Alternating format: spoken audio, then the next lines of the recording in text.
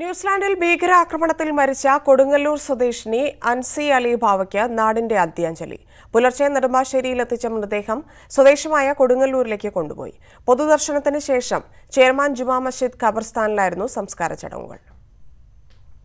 പുലർച്ചെ 3:30 നെടുമ്പാശ്ശേരിയിൽ എത്തിച്ച മൃതദേഹം ബന്ധുക്കളും ജനപ്രതിനിധികളും ഉദ്യോഗസ്ഥരും ചേർന്ന് ഏറ്റുവാങ്ങി. ഇരിങ്ങാലക്കുട RDO കാർത്യായനി ദേവി, MLA മാരായ അൻവർ സാദത്ത്, ഹൈബി ഈഡൻ, ഇബ്രാഹിം കുഞ്ഞ്, റോജി M. ജോൺ എന്നിവർ സന്നിഹിതരായിരുന്നു. ഭർത്താവ് അബ്ദുൽ നാസറിന്റെ വീട്ടിലെത്തിച്ച മൃതദേഹം 9 മണിയോടെ കൊടുങ്ങല്ലൂർ കമ്മ്യൂണിറ്റി സെന്ററിലേക്ക് പൊതുദർശനത്തിനായി കൊണ്ടുവന്നു. മന്ത്രി C. രവീന്ദ്രനാഥ്, ഇന്നസെന്റ്, ബെന്നി ബഹനാൻ എന്നിവർ അന്തിമോപചാരം അർപ്പിച്ചു. ചെയർമാൻ ജുമാ മസ്ജിദിലാണ് ഖബറടക്ക ചടങ്ങുകൾ നടന്നത്. നാട്ടിലേക്ക് വരാനിരിക്കുമ്പോഴായിരുന്നു ആക്രമണം. ഹയർ സ്റ്റഡീസ് എന്നുള്ള ഉദ്ദേശത്തോടുകൂടിയാണ് അവിടെ പോയത്. അവിടെ ന്യൂസിലാൻഡിലെ ലിങ്കൺ യൂണിവേഴ്സിറ്റിയിൽ അഗ്രി ബിസിനസ് എന്ന കോഴ്സ് ചെയ്യാൻ വേണ്ടിയാണ് പോയത്. ഇപ്പോൾ ഏകദേശം 1 വർഷം 2 മാസം കഴിഞ്ഞ് ഏപ്രിലിൽ അവരെ ബിരുദ പഠനം പൂർത്തീകരിച്ച് ഒരു 6 മാസത്തെ ഇന്റേൺഷിപ്പ് കൂടി കഴിഞ്ഞാൽ തിരിച്ചു പോകാനിരിക്കുന്നൊരു സ്ഥിതി ഉണ്ടായിരുന്നു.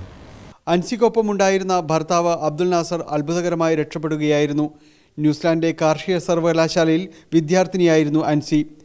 ന്യൂസ് 18 കൊച്ചി.